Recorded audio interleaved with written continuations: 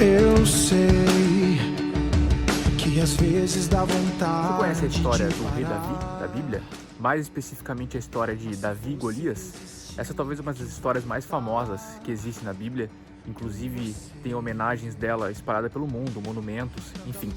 Mas o que eu quero que você preste atenção é que o rei Davi, na verdade quando ele era apenas Davi, que ele era apenas o pastor de ovelhas, ele chegou no campo de batalha onde o exército de Israel estava todos com medo de enfrentar aquele gigante do exército inimigo. E o Davi, aquele pastor de ovelhas, aquele pequeno menino, simplesmente ficou indignado com essa situação. E ele foi até lá, crendo em Deus Pai, crendo no Deus que estava sobre a vida dele. E ele foi lá e enfrentou aquele gigante e venceu aquele gigante.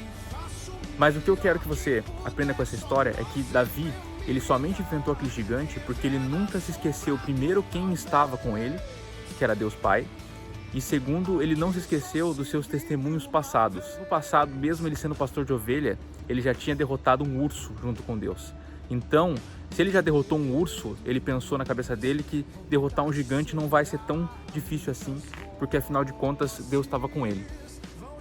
E às vezes, essa história de Davi, ela me lembra também a história do povo de Israel, que saiu do Egito com Moisés até chegar na Terra Prometida. Foram 40 anos de deserto, foram 40 anos de muitas lutas, porém Deus sempre estava com o povo no deserto. Só que devido à atual circunstância que aquele povo estava vivendo, aquele povo esquecia dos milagres, testemunhos, de tudo que haviam vivido no Egito, de tudo que Deus fez com o faraó, com o Egito, as pragas, todas as bênçãos, todos aqueles milagres que eles presenciaram pessoalmente. No mesmo minuto, aquele povo já estava murmurando, já estava reclamando e já queria voltar novamente para o Egito, para voltar para ser escravo.